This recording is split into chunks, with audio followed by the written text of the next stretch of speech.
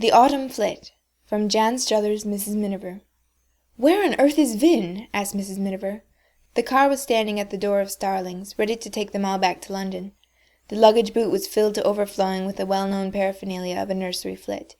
Even Clem's genius for stacking had been unable to make it look like anything but a cubist cornucopia. Clem was in the driving seat, Nanny at the back, with Toby on her knee and Judy sitting close up beside her to make room for Vin. But Vin himself was nowhere to be seen. "Wretched boy," said Clem amiably. "I told him what time we were starting." "He went off on his bike directly after breakfast," said Judy, "to fetch his knife. He left it over at Pound Mill yesterday when he was fishing." "He may have come in through the garden door," said his mother. "Mrs. Downs, you might go and see if he's in the kitchen, and I'll try the nursery." She went back into the house. It had already begun to acquire the out-at-grass, off-duty look which houses get as soon as their owners go away. It was quite obviously preparing to take off its stays and slip into something loose. The day nursery was empty, but around it, like a line of salt rack, lay unmistakable traces of the children. As they grew older, the flotsam of the holidays, without diminishing in quantity, changed a little in character. There were fewer stones and pieces of wood, though Toby still collected flints with holes through them, and sticks which had been spirally grooved by honeysuckle. On the other hand, there were now things like empty cartridge cases, spent by Vin on rabbits and retrieved by Toby for use in a vast chess-like game which he played, by himself, on the squares of the nursery linoleum. And on the edge of the window-sill lay some bright shreds of wool, silk, and tinsel, some broken feathers, and the clamp marks of a small vice. Vin, the evening before, had been tying flies.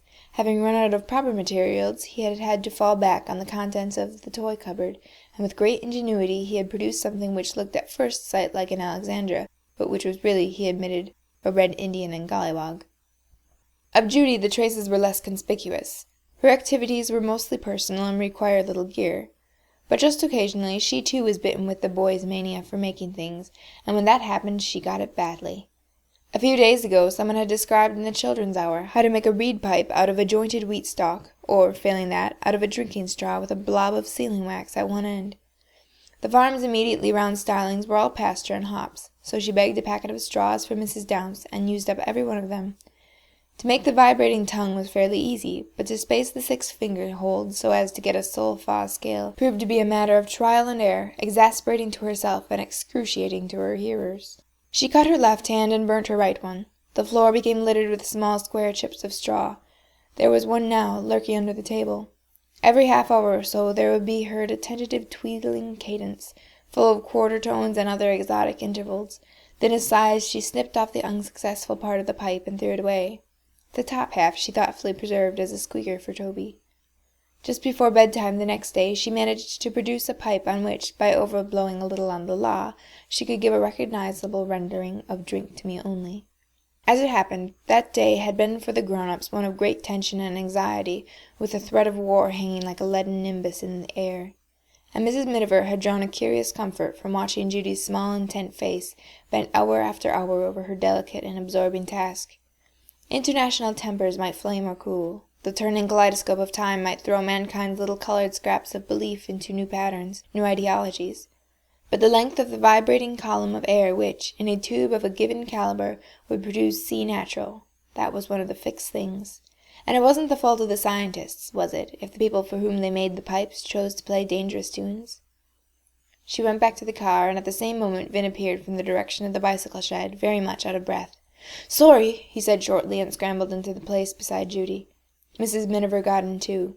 The car moved off through the winding lanes toward the arterial road. It was certainly a heartbreaking day on which to leave the country. It was warm and yet fresh. Blindfold, one could have mistaken it for a morning in early May. But this kind of day, she reflected, had a more poignant loveliness in autumn than in spring, because it was a receding footfall, a waning moon. The woods were just beginning to turn, the different trees springing into individuality again, demobilized from the uniform green of summer. There had been a heavy dew. From the row of fires in front of the hop pickers' hunts, the smoke rose blue and pungent. The hops were nearly all in, and the stripped bines lay tumbled and tangled on the ground. One campaign, at least, was over without bloodshed.